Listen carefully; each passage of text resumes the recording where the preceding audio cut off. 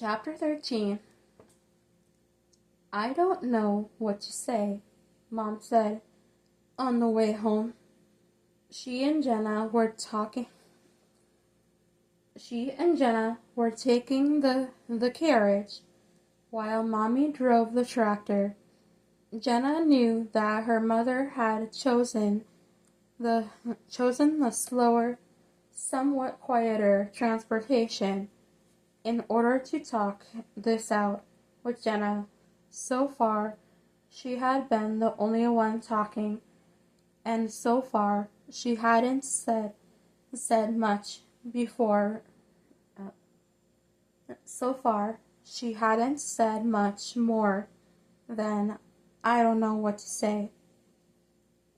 Do you have anything to say for yourself?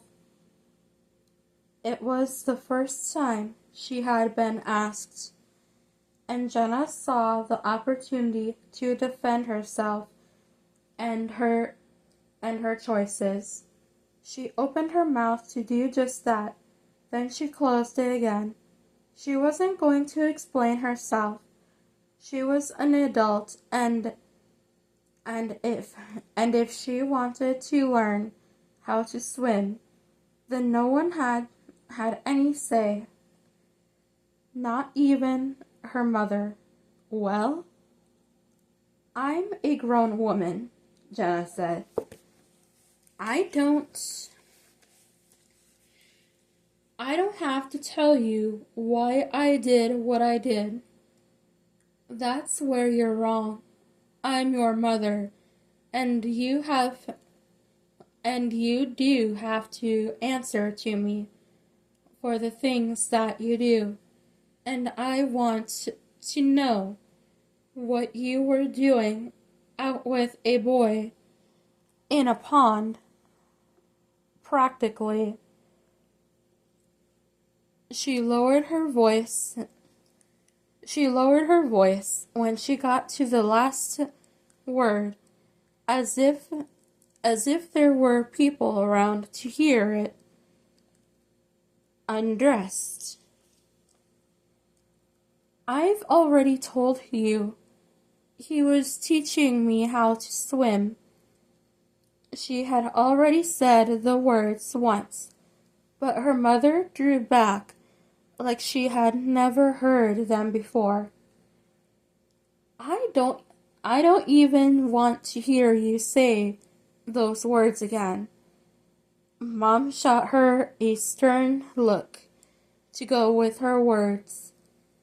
She wanted to show Jenna how serious she was. Jenna had seen the look before, but today it didn't have the desired effect. I can't go swimming ever again because I had an accident 8 years ago? You died. Mom shook her head and pulled the buggy to the side of the road. They were almost home, but it seemed this couldn't wait until they got there. Shouldn't I be able to make the decision for myself? No. Mom sucked in a deep breath and visibly tried to get control over her emotions. Jenna Gale, I'm only trying to help you do what's best for yourself. And how would she know that? And how would she know that when right now Jenna didn't know herself? But there was one thing that she did know. I like him. Mom blinked. The Miller boy? He's kind to me, and he likes me back, and he has the best smile, and I think I might love him. She wasn't sure, as she hadn't quite got it all figured out, but she was working on it. Maybe she did love Buddy Ivandale Miller. Was there really anything wrong with that? Not from where she was sitting. You don't know what love is. Mom shook her head. I know you think you do, but Jenna's world turned bright red. She blinked until it was only tinted pink and turned to her mother. You think because I'm retarded that I don't know what love is? You shouldn't say that word. It's offensive. I looked it up in the library, Jenna said. It means to set back, and the accident set me back, and maybe I really did die for a second or two, but I'm not dead now, and I know what love is. With tears in her eyes, she swung down from the buggy, but her escape wasn't without problems. The skirt of her dress caught on a loose screw in the side panel. Her descent was accomplished by the loud rip of material. Jenna looked down at her dress. Her second best dress was now basically a rag. The skirt was ripped just above the hem, halfway around. What a day. Jenna Gale, get back in the buggy, Mom demanded. I will not. She started walking down the road toward her house. Mom could drive the buggy and boss around Blaze, but her days of bossing around Jenna were over. Maybe that was the problem, and the whole ordeal had practically nothing to do with Buddy.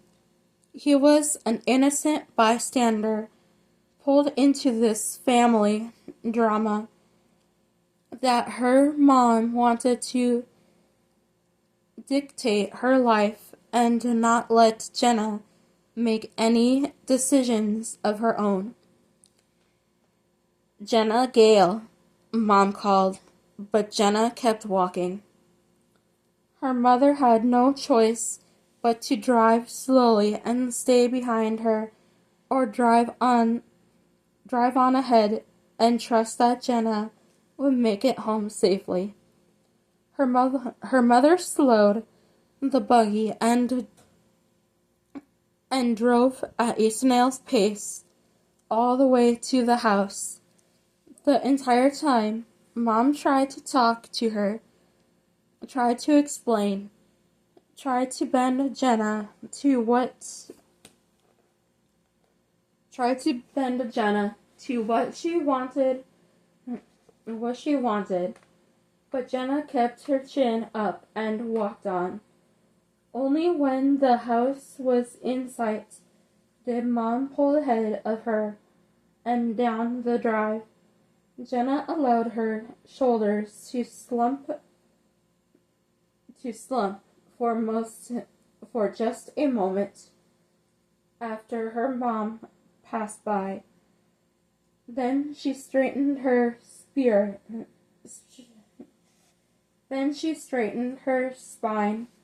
once again. What took so long? Mommy must have been waiting outside for them. Jenna was just on the other side of the line of trees planted between the house and the road. Mommy said it was to prevent soil erosion. But Mom said the person was trying to block the view from the road. Not a very Amish thing to do. Fence oneself off from the rest of the community. The world? Sure, that was all part of it. But the district in which they lived, that was strange. But when a person sat in the right spot on the porch, they could see between the trees. So to the road, if they were sitting at the right angle. Jenna decided to walk. That girl has a stubborn streak a mile wide. Jenna rounded the corner and came into view of the two most important women in her life. That stubborn streak is what kept her alive when she was really dead, Mommy said. That was God's doing, her mother countered. God's will. Jenna moved back and hoped that neither one saw her. It wasn't a good idea to listen to their conversation, but she couldn't help herself. She wanted to hear what Mommy had to say.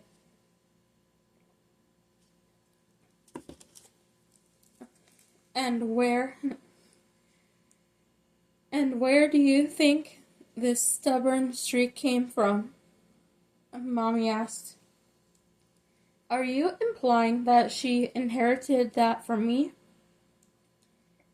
I'm saying God gave it to her so she could survive almost drowning to be here with us today. She thinks she might be in love with this boy, Mom scoffed. Jenna couldn't see her face. Jenna couldn't see her, but she could hear the familiar sounds of her unhitching the horse and preparing to take him into the barn. Normally, Jenna was the one who brushed the horse when they got home after taking the buggy out. She doesn't know what love is. You're wrong about that. Jenna is the most loving person I know. Mom shook her head. You're avoiding the real issue here. And that is? She's talking about loving a man. She doesn't understand all that. She has no clue, Mom said. Jenna almost stepped out and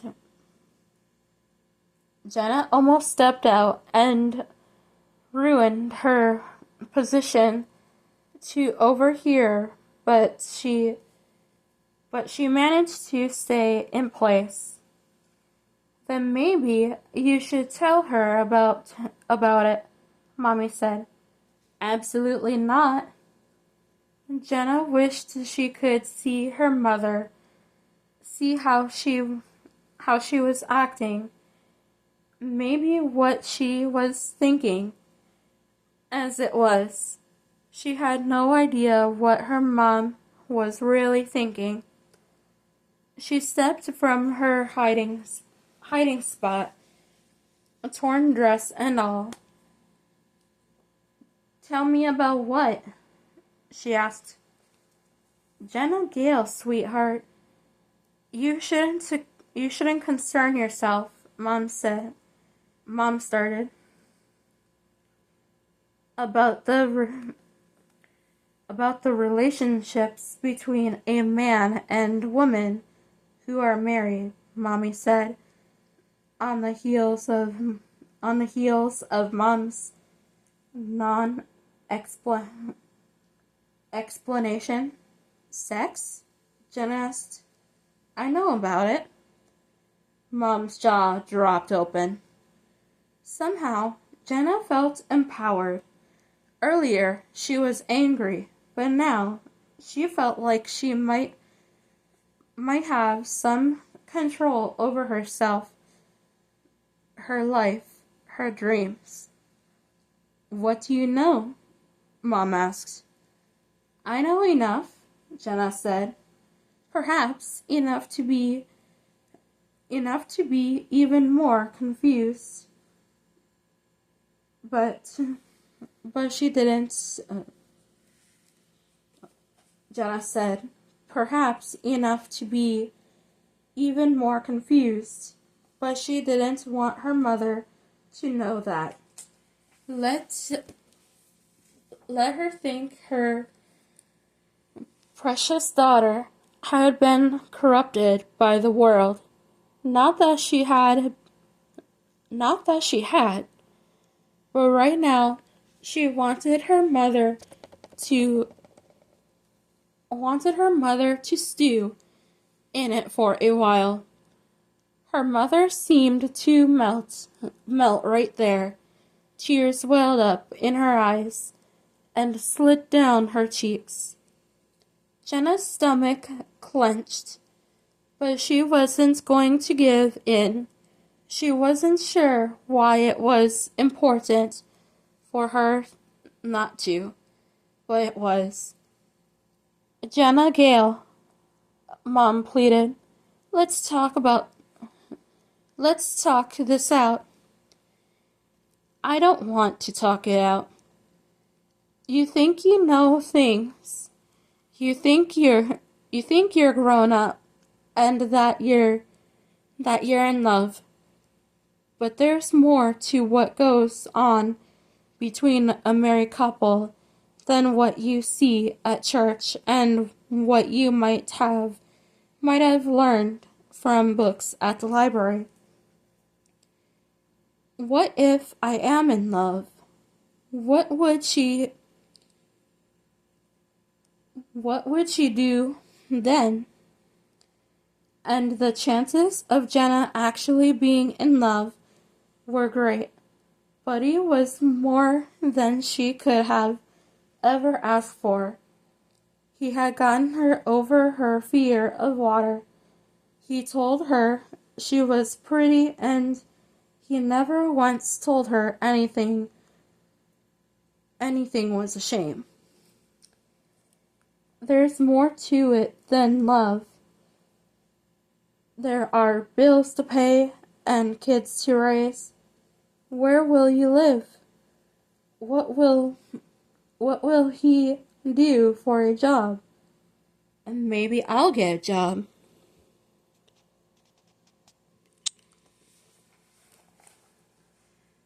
Jenna Gale, think about what you are saying. I believe that you are wonderful and bright, but my brain is simple, I know, but it's the only one I have, and it's working for me now. You have no idea what you're saying. Maybe not, but I love Buddy, and he loves me. It will never be enough, Mom said. Even as she told herself not to allow the words to get to her, they did. Her stomach flipped over with a feeling most like dread. Like what was going to happen would happen, and there was nothing she could do about it. Leave the girl alone, Charlotte. Mommy picked that time to jump back into the conversation, but she Mommy shook her head. She's almost 21 years old. It's time you let her grow up. Jenna didn't think Jenna didn't think Sunday would ever get there. Maybe because she wanted it to be Sunday more than anything. Church meant at least a little time with Buddy. She didn't know if he would be at the singing. She hadn't even asked her mom if she could go. Then again, maybe she shouldn't ask at all. She could just go and see what Mom would do. Probably hit the ceiling. Maybe even for real. She would be upset. Jenna didn't want to purposely upset her mom, but she wanted things and love. What was wrong with that? She had been thinking about it a lot lately, ever since she had held baby Holly for Caroline. She was good with children. She was a natural mother. She loved keeping house, and she loved Buddy.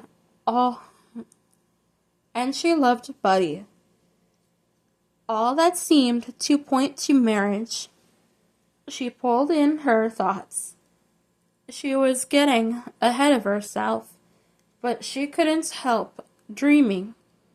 The dream of a family of her own, husband and children, had died with her on the banks of that river. She had been brought back, but the dream was no longer there. Could she dare to hope? She used a cracker to scrape the cup cheese from its little styrofoam cup. She popped the cracker into her mouth, then tossed the cup into the trash. She loved cup cheese, but her favorite way to eat it was in a sandwich with peanut butter spread. Hi, Jenna. She whirled around at the sound of the unexpected greeting that came from behind. Buddy, she smiled, then covered her mouth with her hand.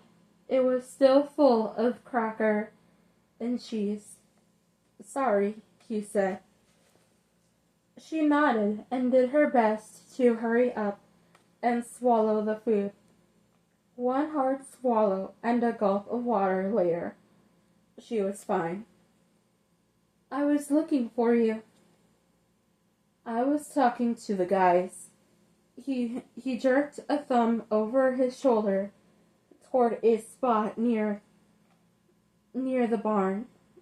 There was a group of younger men gathered there, all just standing around talking in the early afternoon sun. A couple of them still held plates, but most had already finished their meal while sitting at the bench tables set up for that purpose. How did your parents act after we left?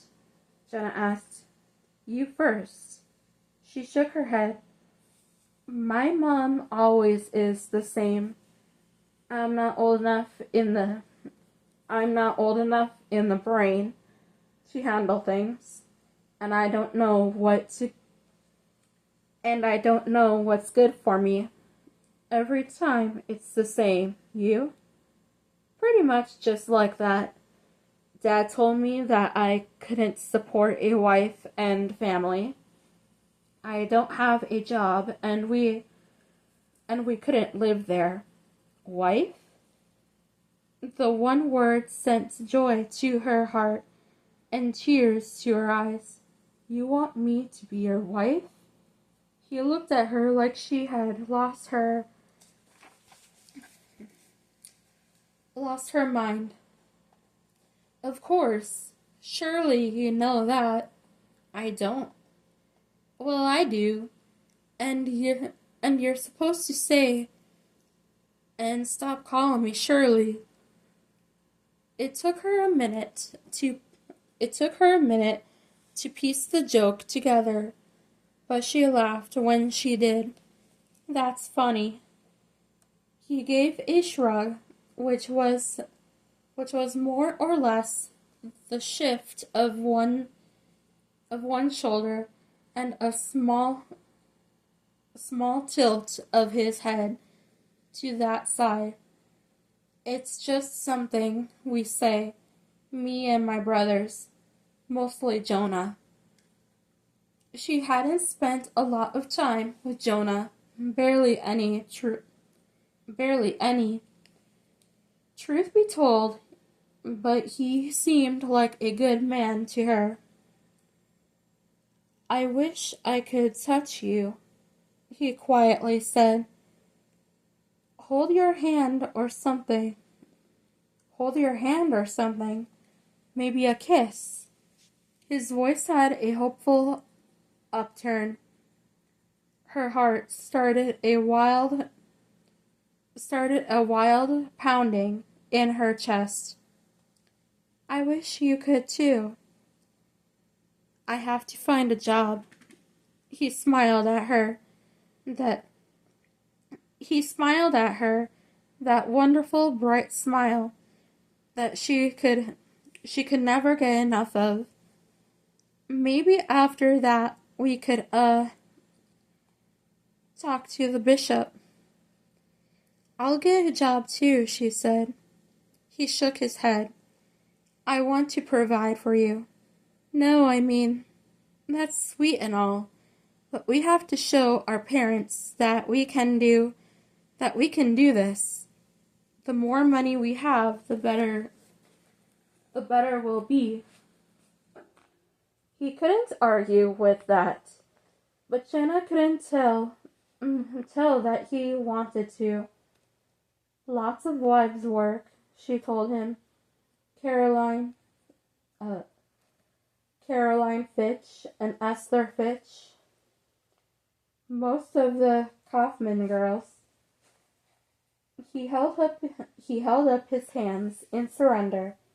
Okay, yeah, I get it. I got it. But saying Esther and Caroline's names reminded her of something. I'm going to apply at the bakery, she said. She had no idea how she was going to get there, but she was going first thing tomorrow. If she had seen one pregnant woman in her life, she had seen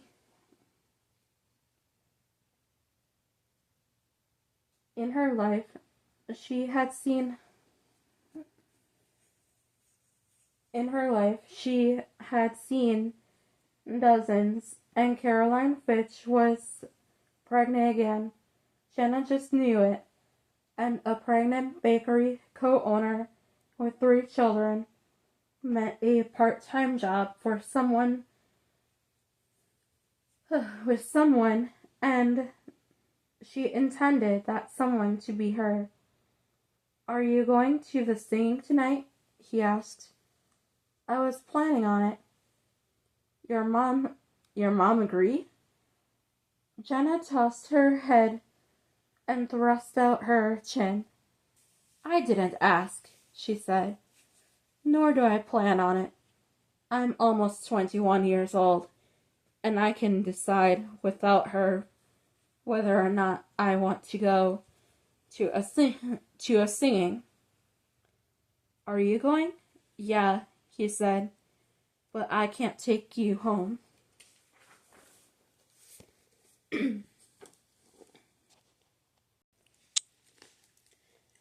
Her happy heart sank like a stone. Why not?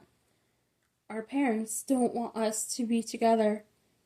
If we're going to make this work, we have we have to stand our ground, but not on every little thing.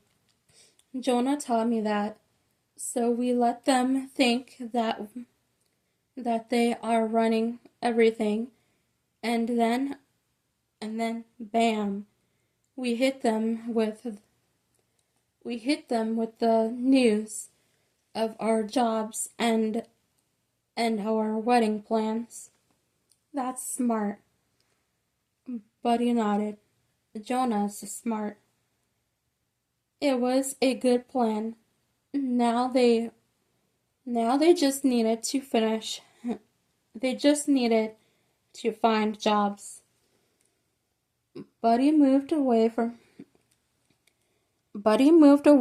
Jenna and went back to where his brother and the rest of his group were standing. He had wanted to at least touch Jenna, maybe hold one of her soft hands in his own, but he knew that wasn't possible, not yet. But soon they would have a lifetime of touches and hand-holding ahead of them. I'm telling you, Titus was saying. Y'all laughed at me for the camels, but camel farming is booming. What does that mean? Buddy asked. It means it's doing good, Jonah explained. Real good, Titus added. I still can't believe people pay that for a gallon of camel's milk, Obi Brannaman said. Englishers, someone else added. Titus smiled. Titus shrugged. I don't make them. I don't make the market. Camel milk is a hot commodity. He shook his head. And a lot of work. I had just about gotten Abby willing to milk them. Then one baby turned to two, and I don't think I'll ever get her back into the barn. Buddy had almost forgotten Titus's wife, Abby, had just given birth to twins earlier that year. They were tiny little things at first and had to be in the hospital for a long time. Then they finally got to bring them home, but had to have extra care there as well. Hannah had gone over and sat with her several times. He wondered how they were doing now. Sometimes moms took their babies upstairs and listened to the preachings through the floor, but most had their babies with them downstairs as long as they weren't crying. It seemed Abby and Titus's twins, were always crying because she was never down in church. I'll milk them, Buddy said. He hadn't even thought about the words before they slipped from his mouth. But he would. Thanks, Buddy. Titus clapped him on the back. I need more than just a little help. Like a farmhand? Buddy asked. That was even better. Yeah, Titus nodded. I want the job. Titus looked to Jonah. His brother shrugged. Titus Titus looked back to Buddy. Have you talked about this with your folks? Buddy puffed out his chest. I don't need to ask them. I'm almost 20 years old. Most everyone here that age is married. Titus looked around the yard where the church members milled around, still talking, snacking, and drinking what was left of the lemonade. He didn't say the words, but Buddy could see it in his eyes. Titus saw what he was saying. Almost everyone there, over 20, had been married at some time or another. I could use your help, and I can pay you a fair wage, Titus said. But I would feel better if one of us talked to your father. I'll do that. But he didn't. I'll do that. But he didn't want anyone else handling his business. If he was going to prove that he was grown up enough to have a job, a wife, and maybe even a couple of kids, then he needed to start now.